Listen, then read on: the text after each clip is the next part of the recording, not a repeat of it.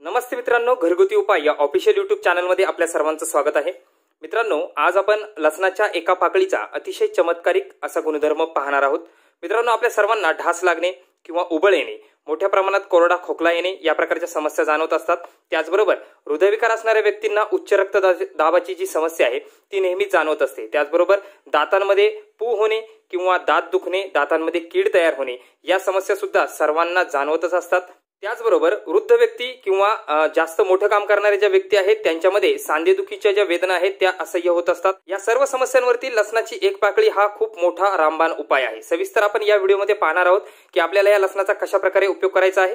त्या अगोदर तुम्ही आमच्या चॅनलवरती नवीन असाल तर खालच्या लाल बटनाला क्लिक करून चॅनलला सबस्क्राइब करा, बेल आयकॉन दाबा, ऑल करा, म्हणजे आमचे नवीन घरगुती उपाय सर्वात आधी तुमच्यापर्यंत पोहोचतील। मित्रांनो, आपल्या घरातील वृद्ध व्यक्ती जे असतात त्यांना ढास लागणे, उबळ येणे, कोरडा खोकला येणे किंवा ठसक्यासारखा खोकला येणे या समस्या कायम जाणवत असतात। यावरती आपण एक साधा आणि सोपा उपाय करू शकतो। लसणाच्या ह्या ज्या पाकळ्या आहेत, मी या ठिकाणी लसणाची साल काढून घेतलेली आहे।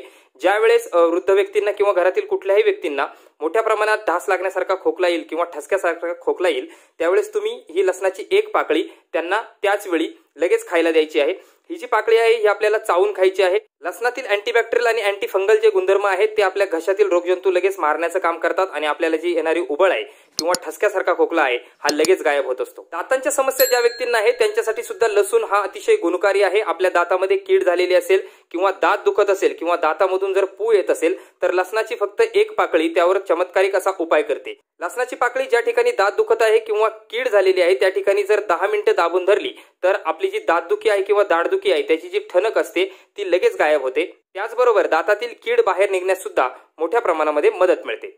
तिसरी जी महत्त्वाची समस्या आहे, ज्यांना उच्च रक्तदाबाची समस्या असते किंवा हृदयविकाराची समस्या असते अशा व्यक्तींसाठी लसूण हा एक गुणकारी उपाय आहे। सकाळी उठल्यानंतर तुम्ही काहीही न खाण्याच्या अगोदर म्हणजे पाणी न पिण्याच्या अगोदर तुम्ही लसणाची एक पाकळी चावून खायची आहे। दररोज सकाळी तुम्ही जर अशी लसणाची एक पाकळी उपाशीपोटी जर चावून खाल्ली तर तुमचं उच्च रक्तदाबाची जी समस्या आहे किंवा हृदयरोगाची जी समस्या आहे ती पूर्णपणे नाहीशी होते। हा उपाय जर तुम्ही 21 दिवस करत राहिलात तर नंतर तुमचा रक्तदाब हा कंट्रोलमध्ये येतो आणि तुम्हाला हार्ट अटॅक किंवा इतर ज्या समस्या आहेत रक्तदाबाशी निगडीत या समस्या सुद्धा होत नाहीत।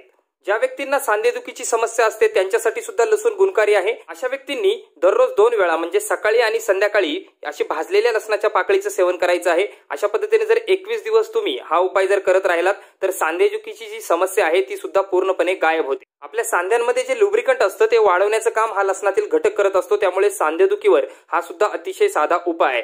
तर मित्रांनो, या 4 समस्यांवरती लसणाची अतिशय छोटी पाकळी हा रामबाण असा उतारा आहे।